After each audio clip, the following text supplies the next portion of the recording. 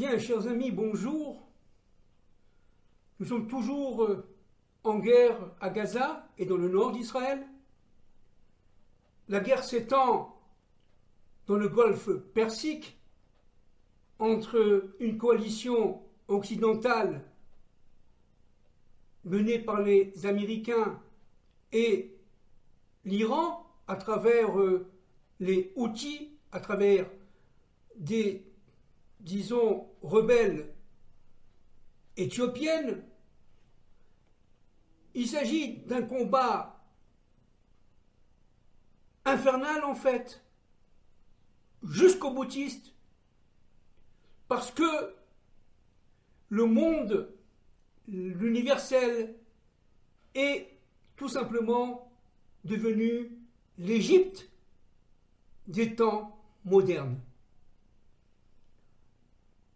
Je compte faire une série d'interventions sur la pénétration des forces égyptiennes, pharaoniques, dans notre monde, et cela depuis de très nombreux siècles. Cette force pharaonique, fondée sur évidemment l'idolâtrie, fondée sur l'obscurisation des événements historiques, sur le fait que l'homme a perdu progressivement au fil des siècles son identité intérieure, son identité propre. L'homme vit dans l'extériorité, mais d'une manière tout à fait cachée, donc éhontée. Les forces d'obscurité, le mal s'est étendu progressivement, au fil des civilisations, au fil des siècles, dans cette dynamique secrète de l'histoire qui fait que, en fait, à la fin des temps de notre propre histoire, collective comme individuelle, les forces d'obscurité, les forces de Pharaon sont en fait partout.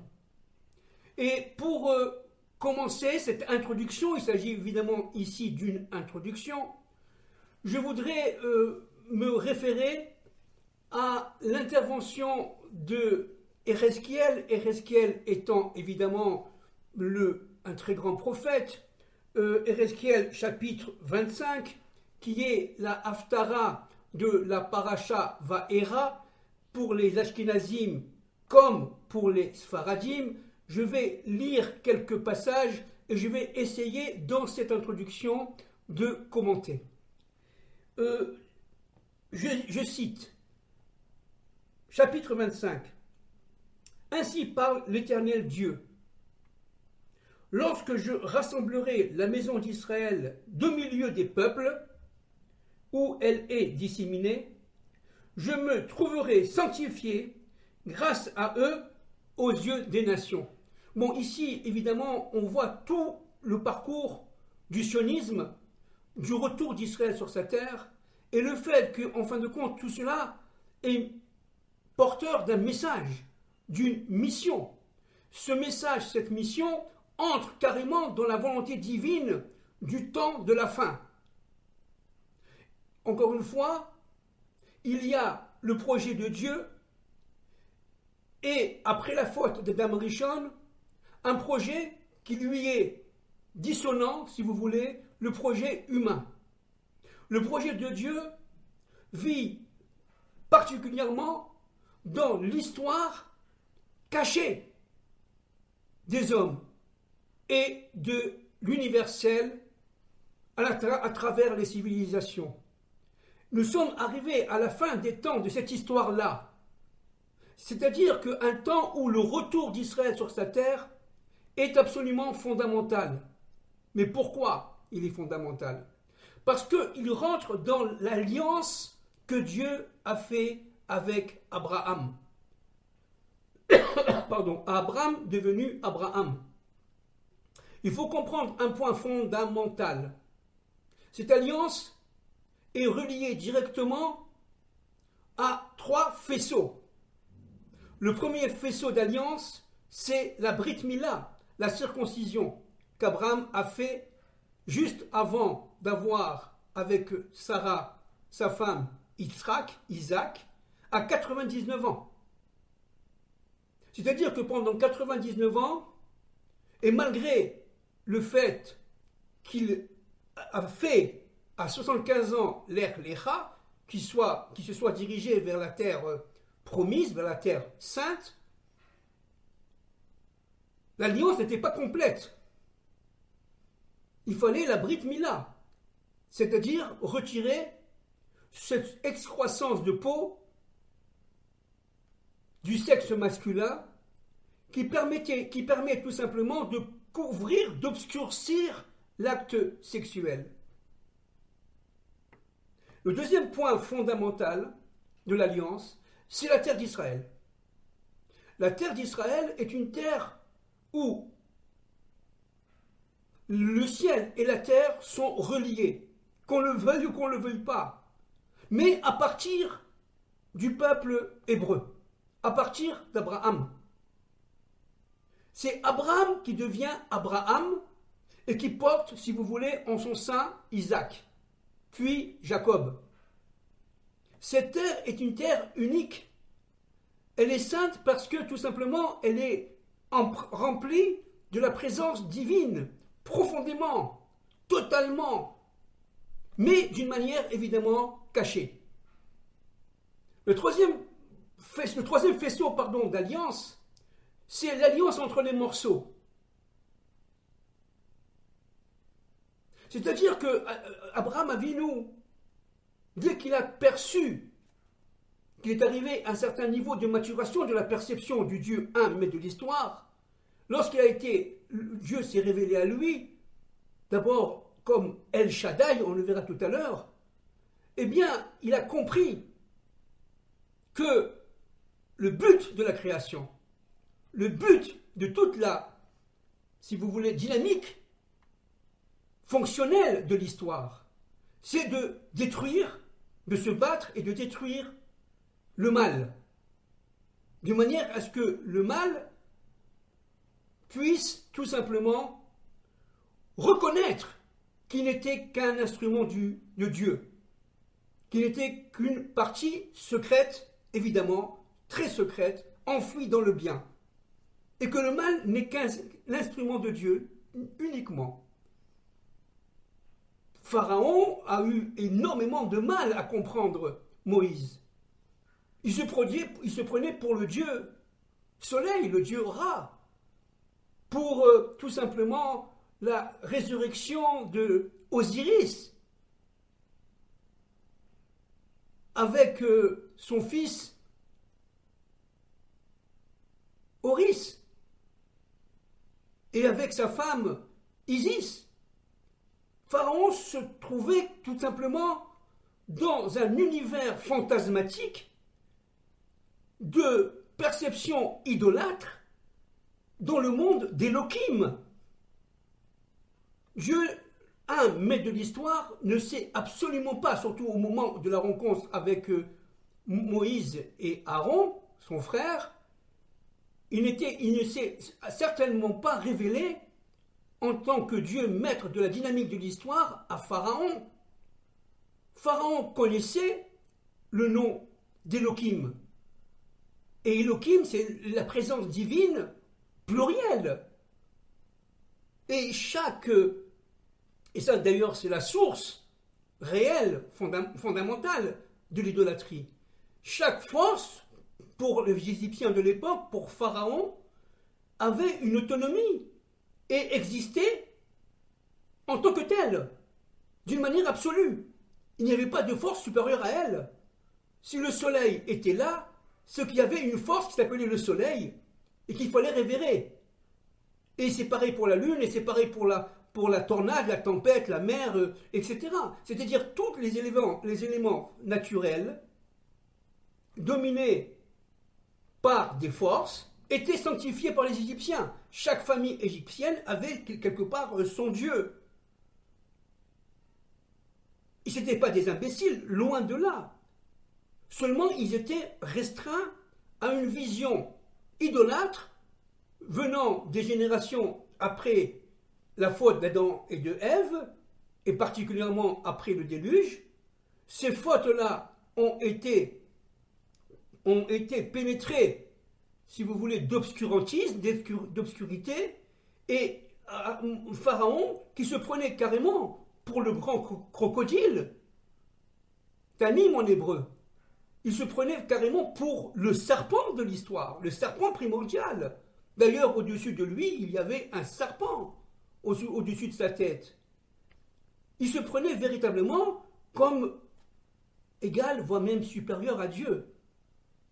Et nos maîtres disent une chose très importante. Lorsque Dieu renforce le cœur de Pharaon, il ne s'agit pas de renforcer les sentiments, ou même à la limite l'intuition.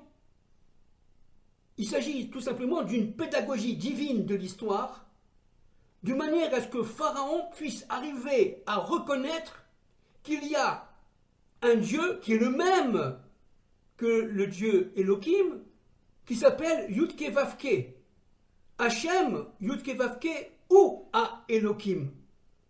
C'est-à-dire que le Pharaon avait joué un rôle fondamental là-dedans.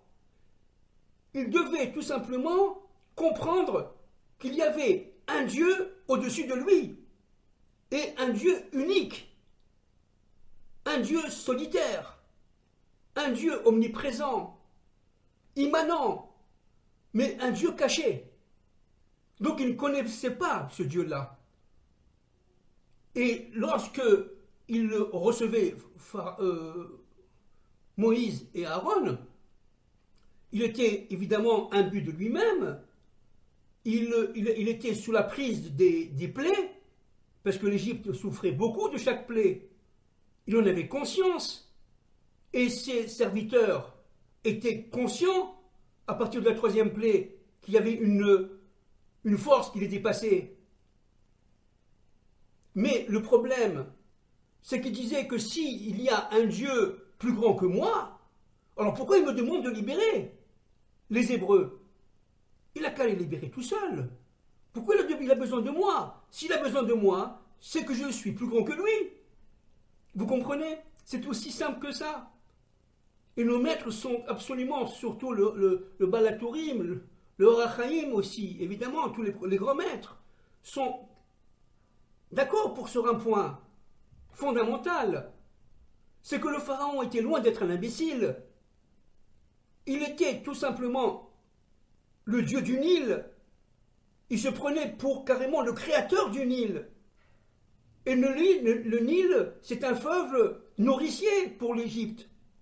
Et quand le Nil s'est transformé en sang, ça veut dire en djinn. Le sang, c'est le djinn, c'est-à-dire la justice, le principe de dureté, de justice, de limite. Eh bien, Pharaon a demandé à ses serviteurs de faire la même chose et ils ont réussi. En disant, mais attends, on est aussi fort que ton Dieu. Et progressivement, jusqu'à la 10e plaie, jusqu'à la mort des premiers-nés, il s'est cru tout simplement supérieur au Dieu un mais de l'histoire. Comme aujourd'hui, dans la mondialisation, vous avez ces élites, pas toutes bien entendu, mais ces élites, beaucoup, pas seulement, mais beaucoup occidentales, qui ont l'impression de se prendre pour Dieu. Ils ont plein d'argent, ils ont plein de pouvoir, ils ont les mass médias avec eux, ils trafiquent, ils font tout simplement des manipulations de conscience, ils mentent, et ils ont l'impression de dominer tout, ils ne dominent rien du tout. Parce que nous avons l'exemple de Moïse, d'Aaron, avec Pharaon. Et qui c'est Moïse? C'est le Messie. Et le Messie viendra en disant à ces élites-là d'aujourd'hui, mais vous n'avez rien compris.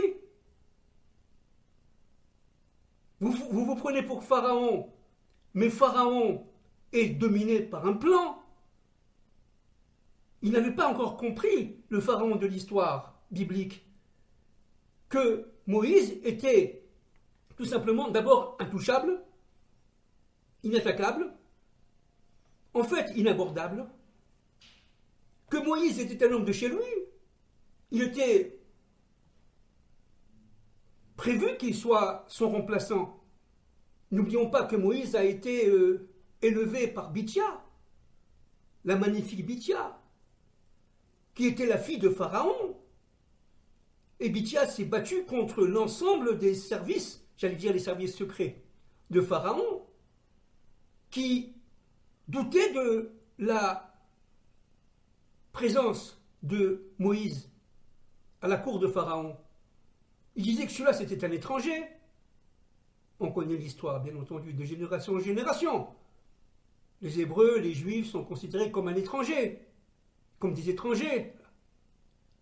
Et ce qui est fondamental de comprendre là-dedans, et à travers évidemment ce que dit le prophète Ézéchiel, c'est que lorsque je rassemblerai la maison d'Israël, ça veut dire lorsqu'on arrivera à l'unité,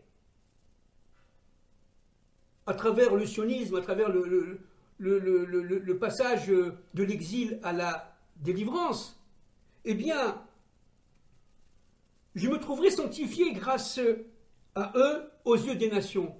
Qu'est-ce que ça veut dire? Ça veut dire qu'en fin de compte, d'abord, le retour d'Israël sur sa terre est un passage obligé, qu'on le veuille ou qu'on ne le veuille pas. Et surtout, il y a une sorte de, en hébreu on dit un ta'alir, une dynamique.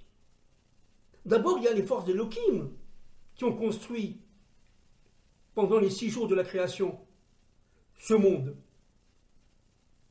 La Torah est très claire.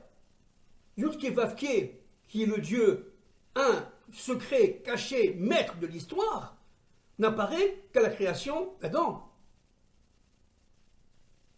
Au 6e jour. Mais avant les 6e jours, qu'est-ce qu'il y avait? C'était les forces d'Elohim. Les forces d'Elohim étant liées, tout le monde le sait maintenant, bien entendu, aux forces de la nature. 86 en Gematria, en valeur numérique. Elohim, c'est la même valeur numérique que Ateva, qu'on appelle la nature. 86. C'est-à-dire qu'en fin de compte, le monde repose sur les forces d'Elohim, attachées directement aux forces naturelles. Il y a nos pères, Abraham, Isaac et Yaakov, qui l'ont compris, qui l'ont perçu, qui ont réalisé ce qu'on appelle l'attribut de El Shaddai. Et qu'est-ce que c'est que El Shaddai? El Shaddai, c'est l'imitation des forces du mal. Dai, comme dit, si vous voulez, là je vais citer, comme dit, je crois que c'est Onkelos, mais je ne suis pas sûr de moi. Onkelos, bon, je ne le retrouve pas. Oui, voilà, non, c'est Resh Lakish, c'est pas Onkelos, pardon, Resh Lakish. Il dit que El Shaddai, c'est Ani chez Amarti Laolam Dai. Je suis celui qui a dit au monde, ça suffit. C'est-à-dire qu'en fin de compte, il y a un temps dans l'histoire où, et ça les patriarches l'ont perçu, où Dieu dit stop, ça suffit au mal. Maintenant, j'interviens. Et ça s'appelle El Shaddai. Et cet attribut divin qui a été très très largement perçu par nos pères, notamment par Abraham, Isaac et Jacob, eh bien, est un attribut divin qui est en fait limité dans le temps et dans l'espace. C'est-à-dire que Abraham Avinu avait évidemment dans ses enseignements énormément de prosélytes, énormément de peuples qui étaient avec lui. Mais quand Abraham Avinu est mort, ces peuples ont quelque part, peut-être pas abandonné sa mission, mais en tout cas sont devenus de plus en plus idolâtres. C'est pour ça que dans la parachate, n'est-ce pas, Isaac va tout simplement reconstituer les puits qui ont été bouchés par les peuples et qui avaient été construits, creusés par Abraham et par son associé Eliezer. C'est-à-dire qu'en fin de compte, Abraham avait compris, grâce à El Shaddai, que les forces du mal devaient être arrêtées, stoppées. Alors je vous lis, si vous voulez, la Genèse 17, 1, 2. Abraham était âgé de 99 ans, et Hachem apparut à Abraham et lui dit, je suis El Shaddai. Je marche devant moi et sois intègre, et sois intègre. Et j'établirai une alliance entre moi et toi, et je te multiplierai beaucoup. Alors, il faut bien comprendre ce point qui est absolument fondamental pour comprendre ce qui se passe à Gaza aujourd'hui. Il ne s'agit pas de détruire le mal à Gaza d'une manière ponctuelle, j'allais dire temporelle, conjoncturelle, etc. Pas du tout. Il s'agit d'un mal endémique que El Shaddai délègue dans ses attributs le pouvoir, si on peut parler comme ça, parce que le Dieu est un, bien sûr, c'est le même Dieu, il n'y en a qu'un seul, mais il va donner l'attribut, El Shaddai va donner son attribut, si vous voulez, à Yud-Kevavke. Yud-Kevavke étant le Dieu miséricordieux, un maître de l'histoire. Et là, le Zohar dit une chose extraordinairement importante par rapport à ce qu'on vit aujourd'hui. À la fin des temps de l'histoire, bon, je dis ça évidemment de mémoire, à la fin des temps de l'histoire, la Bina, c'est-à-dire la surnature, et la Bina est directement liée à Yud-Kevavke. Yud-Kevavke, c'est le dieu de la surnature, par rapport au dieu d'Elohim, qui est le dieu de la nature. C'est le même, bien entendu, il n'y en a qu'un. Mais Yud-Kevavke a sa représentation, si on peut parler comme ça, à travers une réalisation de la Bina. La Bina étant l'attribut féminin qui est au-dessus, au-delà du temps, au-delà de l'espace, dans la surnature. Et cette Bina, dit le Zohar, à la fin des temps de l'histoire, verra deux forces en elle se découvrir de plus en plus. Et c'est ce qu'on vit aujourd'hui, pour ceux qui en sont conscients, bien entendu, avec la guerre de Gaza, avec la guerre qui va se passer au nord, avec la guerre de Gog et Magog. Une partie de la Bina du côté droite et une autre partie de la Bina du côté gauche. La partie droite est liée au chesed, à la miséricorde, et à ce niveau-là, le peuple d'Israël et les nations qui recherchent leur Dieu, bien sûr, pas seulement le peuple d'Israël, vont tout simplement vivre ce chesed, cette miséricorde, cet amour de Dieu pour l'humanité, pour l'universel repenti. Mais vous avez aussi, du côté gauche, la Gvoura, c'est-à-dire le djinn, le Daï de l'histoire, El Shaddai, les limites. Et là, à partir de la Bina, dit le Zohar, la partie gauche de la justice, du principe de justice, mais d'une justice rigoureuse, d'une justice totalement fondamentale, va tomber sur les ennemis d'Israël et sur les ennemis d'Adam et de Ève et va les détruire. Et va les détruire complètement, il ne restera rien. C'est-à-dire qu'en fin de compte, s'il y a tant de révoltes et tant d'antisémitisme et tant de haine contre les Hébreux et le peuple juif aujourd'hui, en Israël, c'est tout simplement les forces du mal qui sentent leur fin à venir. Parce qu'elles ont été, encore une fois, on le répète, démasquées par le Messie. Parce que, bien entendu, le Messie est présent. Et ça, c'est le travail d'Abraham Avinu. On le répète, Abraham est lié directement à ce Or Haelion, à cette lumière supérieure, qui se répand dans un Kéli, dans un ustensile qu'on appelle Isaac. Cela pour resplendir dans Yaakov, qui est lié directement, on l'a déjà dit de nombreuses fois, à Adam Kadmon. Ça veut dire à l'archétype même de la vision créatrice, inclus dans le projet de Dieu. Et cette vision créatrice, elle n'est pas seulement humaine, elle est transcendante. Elle dépasse évidemment la Terre, elle concerne toute la création, y compris les astres.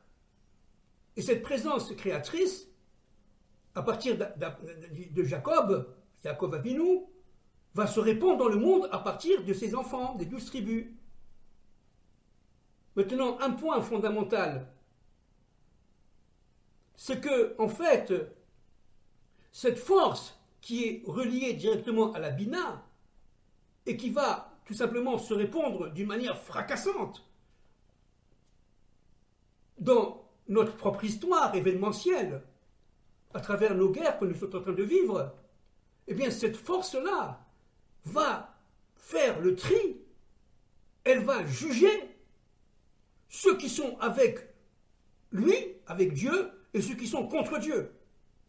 Il s'agit d'une position implacable.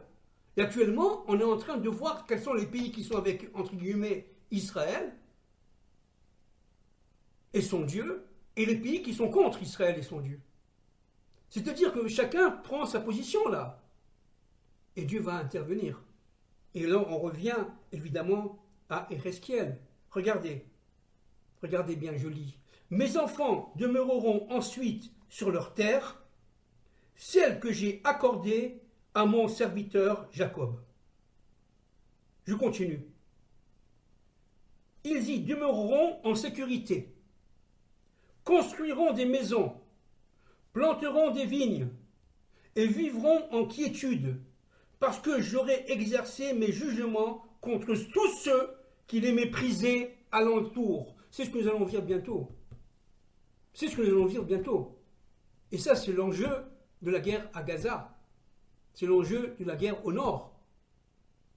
Regardez. Et que ceux-ci auront reconnu que moi, l'Éternel, je suis leur Dieu. C'est-à-dire toutes les nations alentours. Et aujourd'hui, avec Internet, avec toutes évidemment, les techniques informatiques, le monde est connecté, il n'y a plus de distance.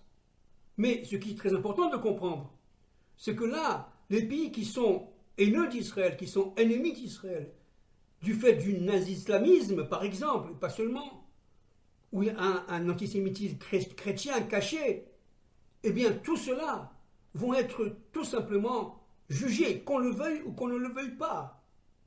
C'est pas moi qui le dis, c'est Ézéchiel. Regardez ce que dit Ézéchiel encore. Fils de l'homme, dit Dieu à Ézéchiel, tourne ta face vers le Pharaon, le roi de Mizraïm, d'Égypte, et prophétise sur lui et sur tout l'Égypte. Proclame et annonce, dit Dieu à son prophète Ézéchiel. Ainsi parle l'Éternel Dieu. Voici que je m'élève contre toi, ô Pharaon, roi de Mizraïm, roi d'Égypte, toi le grand crocodile, qui repose au milieu de tes fleuves, et qui t'enorgueillit en disant « Mon fleuve est à moi, et c'est moi qui l'ai créé. » Eh bien, dit Dieu, moi, je m'en vais fixer des harpons à tes mâchoires, et faire en sorte que les poissons de tes rivières s'attachent à tes écailles. Je te retirerai ensuite du milieu de tes rivières. Bon, je saute, puis je te jetterai dans le désert. Tu seras étalé sur la surface des steppes. Tu ne seras ni recueilli, ni ramassé. Alors, tous les habitants du Mizraïm, d'Égypte, reconnaîtront que je suis l'Éternel et qu'eux-mêmes ne pouvaient constituer pour la maison d'Israël qu'un soutien fragile. Et oui, et oui, et oui. Voici ce qu'annonce l'Éternel Dieu, pardon. Voici ce qu'annonce l'Éternel Dieu. Nous sommes toujours dans la Haftara de Vaera, à partir du prophète Ézéchiel. Je m'en vais amener contre, je m'en vais amener, pardon, contre toi, l'Égypte, le glaive, et exterminer du milieu de toi hommes et animaux. Le pays d'Égypte, de Misraïm, deviendra une désolation et une ruine. Alors ses habitants connaîtront que je suis l'Éternel, eux qui auparavant proclamaient fièrement, j'ai un fleuve et c'est moi qui l'ai créé. J'ai des multinationales, j'ai de l'argent, j'ai sous ma main la Federal Reserve Bank, j'ai la Banque européenne, n'est-ce pas, la Banque centrale européenne, et je peux créer de la monnaie comme je veux, des dollars comme je veux, eh bien je suis le maître de l'histoire, je fais ce que je veux. Eh bien Dieu dit, tu vas voir ce qui va t'arriver. Regardez. C'est que je m'en vais m'attaquer à toi, élite d'hier et d'aujourd'hui, et à tes rivières, et transformer le pays de Misraïm en ruine totale et en désolation, depuis Migdol jusqu'à Svéné, aux confins de Couche. Aucun pied d'homme n'y passera plus. Pour finir, aucun pied d'animal ne le foulera plus, etc., etc. Je rendrai la terre de Misraïm dévastée au milieu d'autres terres dévastées. Ces cités désertes au milieu d'autres cités désertes, elles resteront ainsi dévastées pendant longtemps. Point. Évidemment, je ne cite pas tout, c'est trop long. Qu'est-ce que ça veut dire en fait? Pour conclure cette petite intervention qui est une introduction, c'est que le monde aujourd'hui est pénétré de forces égyptiennes. Il ne s'agit pas du pays d'Égypte d'aujourd'hui, bien entendu, il s'agit de forces égyptiennes idolâtres qui ont été saisies par nos élites occidentales depuis des siècles et qui ont été d'une manière tout à fait cachée, d'une manière tout à fait éhontée.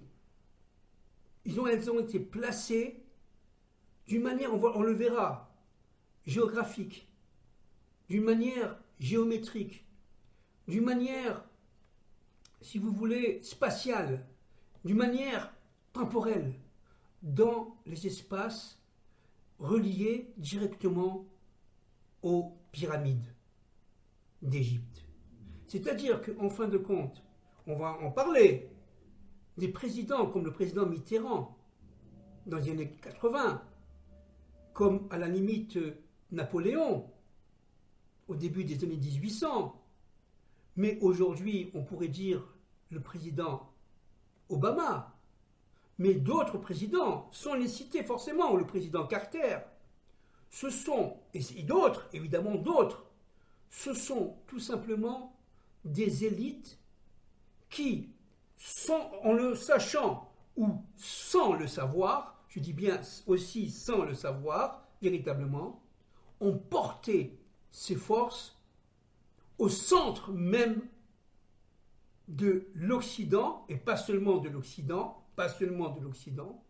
de manière à inféoder les forces de la lumière, les forces de l'unité du monde, de la fraternité du monde, à travers des forces extrêmement obscures, des forces qui sont divisionnaires, des forces qui sont en séparation les unes par rapport aux autres, de manière à empêcher, coûte que coûte, l'union des contraires, l'union des forces de Jacob, qui sont présentes aussi à partir d'Israël dans le monde entier. Il s'agit d'un combat des fils de lumière contre ceux des ténèbres. Et donc c'est très important de saisir que, en fait, ce qui est écrit dans la Torah, ce qui est écrit dans la sortie d'Égypte, eh bien c'est en microcosme ce que nous allons vivre à la fin des temps de l'histoire, c'est-à-dire aujourd'hui. Nous allons vivre les plaies, nous allons vivre la rencontre entre Moïse et le Pharaon, Moïse étant évidemment le Messie, qui revient. Moïse et personne d'autre, d'ailleurs. Et Moïse, qui est un homme affable, un homme humble, le plus humble des hommes, dit la Torah, Anav en hébreu, eh bien, cette anava, cette humilité de Moïse, va faire en sorte qu'il va tout simplement arriver à rencontrer Pharaon. Ça veut dire le système égocentrique, paranoïaque, fantasmatique, absolu. Absolu. Et ce face-à-face sera redoutable. C'est ce qu'on a commencé à voir d'ailleurs, entre parenthèses, à la guerre de Gaza. Donc nous allons commencer une série d'interventions qui, je pense, sont importantes, pour ne pas dire plus. Humblement, on va essayer d'approfondir de manière à essayer d'éclaircir quelque peu le monde obscur dans lequel nous vivons et essayer de glorifier le nom de Dieu le plus possible à partir de Jérusalem, à partir de la souffrance d'Israël aujourd'hui, parce que nous sommes en souffrance, et à partir de la souffrance qui s'annonce malheureusement pour l'ensemble de l'humanité qui descend d'Adam et de Ève. Merci beaucoup.